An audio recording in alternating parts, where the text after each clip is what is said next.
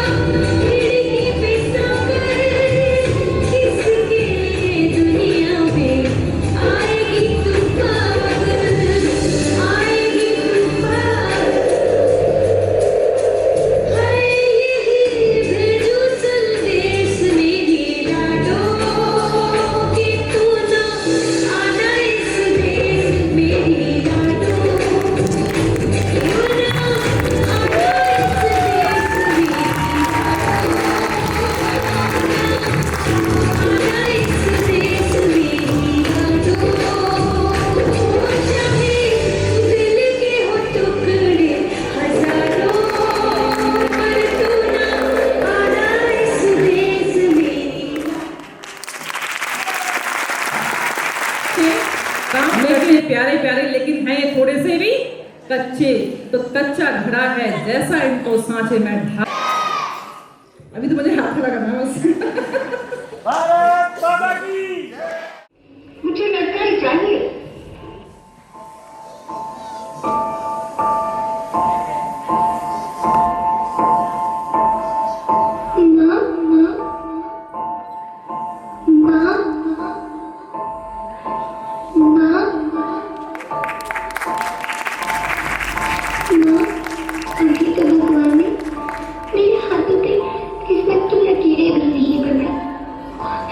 और उनसे पहले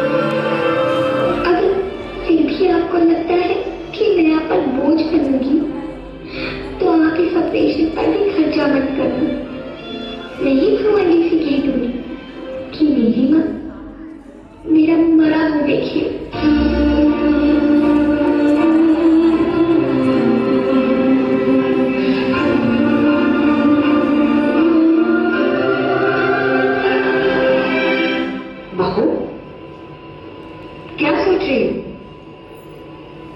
घर चले? नन्ही परी के स्वागत की तैयारियां भी तो करनी है।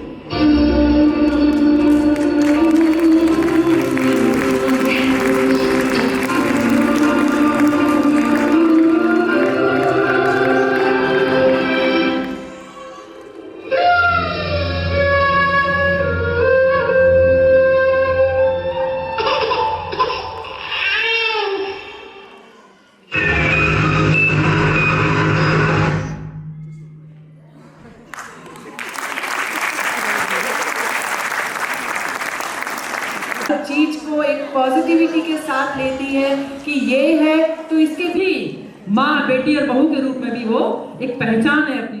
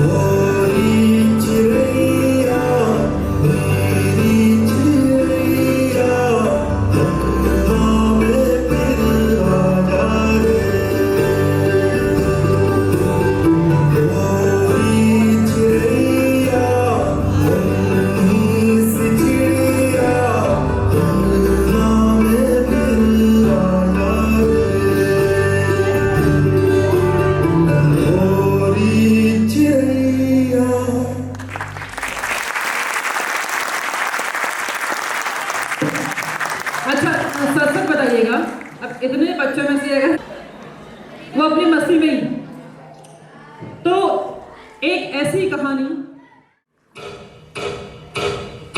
आप इतने परेशान क्यों दिखाई देते हैं? परेशान तो रहूंगा ना पार्वती, आखिर एक बेटी का बाप जो ठहरा। पार्वती, अब उसके हाथ पीले करने का समय आ गया है। पर हमारी आनंदी तो अभी सिर्फ 9 साल की है। अभी तो उसके पढ़ने, लिखने और खेलने कूदने के दिन हैं। देख पार्वती, लड़कियां पराया धन होती है और जितना जल्दी इन्हें घर से विदा कर दे उतना अच्छा है। कल से आनंदी की पढ़ाई लिखाई बंद। पर बाबू, इसमें मेरी क्या गलती है? आप मुझे पढ़ाई करने क्यों नहीं देते? तेरी गलती है कि तू एक लड़की है। लड़का होती तो क्या बाबू? लड़का होती तो क्या? ऐ लड़की, ज्यादा जबान ना चला, नहीं तो जबान हलक से खींचकर बाहर निकाल दूंगा। बाबू, मैं पढ़ लिख कर कुछ बनना चाहती हूँ। मेरी पढ़ाई ना रोको बाबू। आनंदी, तुझे पढ़ना है तो पढ़, लेकिन सारी उम्र बाप की छाती पर ये बोझ बनकर ना बैठ। पर बाबू, अभी तो मेरी उम्र पढ़ाई लिखाई की है। मुझे पढ़ लिख कर डॉक्टर बनना है। पढ़ाई पढ़ाई पढ़ाई, आज तो तेरी इन किताबों का काम तमाम करके ही छोड़ूंगा। ये ले। नहीं बाबू, मत पढ़ो बाबू। बात छोड़ी। नहीं बाबू, नहीं। बाबू, फिर तुमने क्या किया? तुमने मेरी इन किताबों को ही नहीं पढ़ा बाबू। मेरी किस्मत फाड़ दी, मेरी किस्मत। ये कापी किताबें ना सिर्फ छोरों के हाथ में अच्छी लगती है, लड़कियों के हाथ में तो सिर्फ बहन ही अच्छी लगती है, बहनी। पर बाबू, मैं लड़की हूँ तो क्या हुआ? लड़का और लड़की तो हमारे दोनों आंखों के समान होते हैं।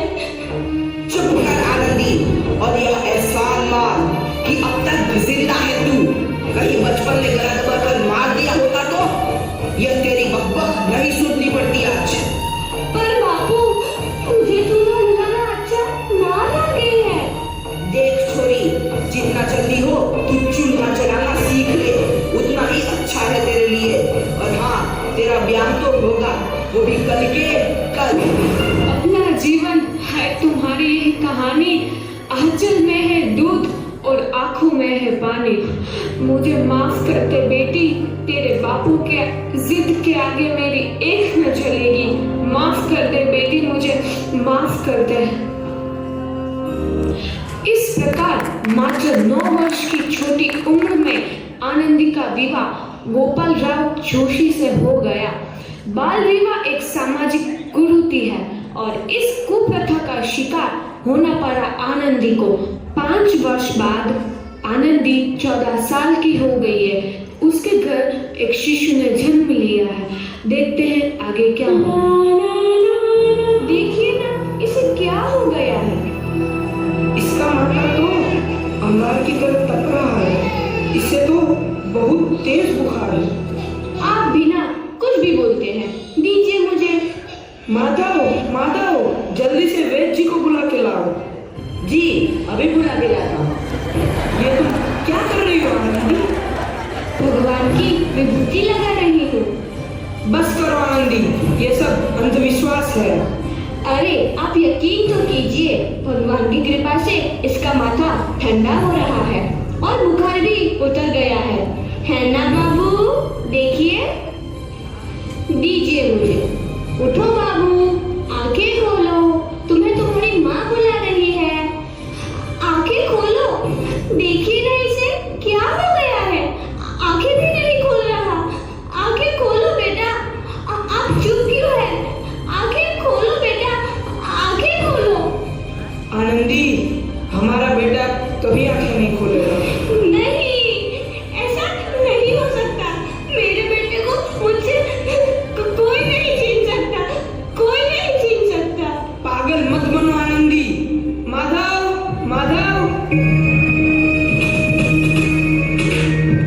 आनंदी, बंद करो ये पागलपन। भगवान ने मेरा बच्चा छीन लिया। भगवान ने नहीं, तुम्हारी अशिक्षा और अंधविश्वास ने तुम्हारा बच्चा छीना है। अगर तुम पढ़ी लिखी होती तो आज हमारा शिशु जीवित होगा। तुम अनपढ़ थी आनंदी, अनपढ़।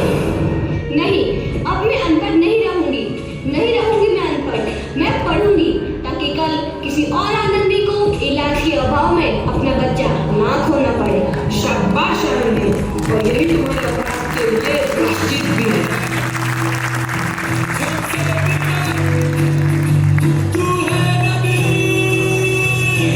आनंदी, तुम्हारी 12वीं का परिणाम आ गया है।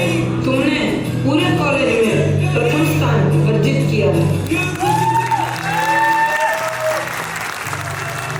आनंदी, तुम्हारी मेहनत रंग लाई है। तुम्हें शिक्षा वृत्ति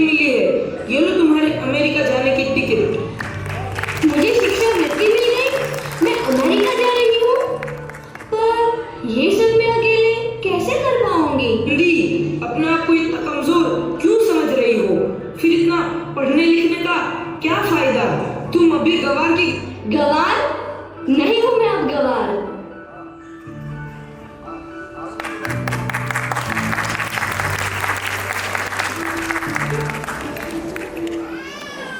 तो इस प्रकार 7 अप्रैल 1883 को आनंदी अमेरिका के पेंसिल्वेनिया के लिए रवाना हुई और 3 साल बाद उन्होंने डॉक्टर ऑफ मेडिसिन की उपाधि प्राप्त कर ली। इधर आनंदी के पिता की तबीयत बहुत खराब है। आगे क्या होता है देखते हैं। लगता है अब मेरे जाने का समय आ चुका है। अब मैं नहीं बचूंगा। ऐसा मत बोलो। शहर के सिटी हॉस्पिटल में अमेरिका से डिग्री लेकर कोई बड़ा डॉक्टर आया है। एक बार वहां चलकर दिखा लेते हैं। हाँ सही बोला भैया, कम से कम दिल को तसल्ली तो मिल जाएगी। हाँ हाँ चलो चलो जल्दी हॉस्पिटल चलते हैं।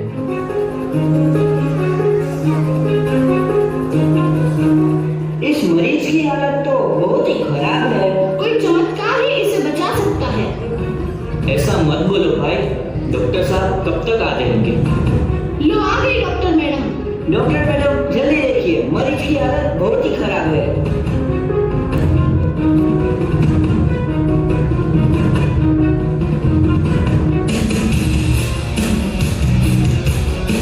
अब आप बिल्कुल ठीक हैं। मौत के मुंह से आपको बचाया है डॉक्टर मैडम ने। डॉक्टर साहब ने मुझे बचा लिया। मुझे मिलना है डॉक्टर साहब से। डॉक्टर साहब नहीं, डॉक्टर मैडम बोलो। डॉक्टर मैडम, उन्होंने ही तुम्हें जीवन दान दिया है। लो आ गए डॉक्टर मैडम, मिल लो उनसे। डॉक्टर मैडम आपका बहुत बहुत धन्यवाद। आपने मेरी जान बचाई। इसके बदले में मैं गरीब भला आपको क्या दे सकता हूँ? वचन चाहिए मुझे कि कभी ये नहीं कहोगे कि लड़कियां कुछ नहीं कर सकती। वचन? ये कैसा वचन? अरे श्यामलाल, तुमने पहचाना नहीं? तुम्हारी बेटी आनंदी। आनंदी? मेरी बेटी आनंदी? डॉक्टर? हाँ बापू, वही आनंदी जिसके लिए बचपन में तुमने चूल्हा और दूल्हा के अलावा कुछ नहीं सोचा था। आनंदी, आनंदी मेरी बेटी, मुझे माफ कर दे। मैं तेरा गुनहगार हूँ बेटी। नहीं नहीं बापू, वही आनंदी जिसके हाथ पीले करके तुम उसकी सारी जिंदगी काला कर देना चाहते थे। माफ कर दे मुझे मेरी बच्ची, माफ कर दे। मैं तेरा अपराधी हूँ मेरी बच्ची, माफ कर दे। नहीं बापू, मैंने तो तेरा एहसान चुकाया है। याद है ना अपना एहसान जो बचपन में तुमने मुझ पर किया था? ताने सुना सुना कर जीते जी मार डाला था मुझको। अब बोल, और किस किस को मारेगा? आनंदी बेटी, मुझे माफ कर दे मेरी बच्ची, मैं तेरा गुनहगार हूँ। बापू, आपने ही तो बोला था किताबें सिर्फ बेटों के हाथ में अच्छी लगती है, बेटियों के हाथ में तो सिर्फ मेहंदी। बेटों और बेटियों में फर्क करना तो आंखों में फर्क करने समान है। एक का पढ़ना और दूसरे का ना पढ़ना सामाजिक अंधकार है बापू, सामाजिक अंधकार। उपकार मांगता हूँ मैं तुझ जैसी बेटी का, जिसने सारी उम्र मुझसे कुछ ना मांगा तो सिर्फ बराबरी का दर्जा। वरना सच तो यह है कि मैं तेरी माफी के लायक भी ना हूँ। मुझ जैसा बाप तेरी बराबरी कर सके उसके मैं लायक भी ना हूँ मेरी बेटी, मैं लायक भी ना हूँ। अपने बापू को क्या माफ नहीं करोगी आनंदी? माफ कर दो आनंदी, माफ कर दो। सुबह का भूला यदि शाम को घर लौट आए तो उसे भूला नहीं कहते। बापू। तो इस प्रकार आनंदीबाई जोशी ने अपनी मेहनत और अटूट इरादे से न केवल भारत की पहली महिला डॉक्टर बनी, बल्कि आगे चल के उन लड़कियों के लिए सुनहरा रास्ता दिखा गई जो जीवन में कुछ करना चाहती थी। कितनी अच्छी तरह से सिखाया। हमारे पास तो 5+ के बच्चे आते हैं, उन्हें सिखाना काफ़ी मुश्किल होता है, और ये तो 5 ईयर्स से सारे बच्चे छोटे हैं, उनको संभालना बहुत मुश्किल होता है। बहुत अच्छा, थैंक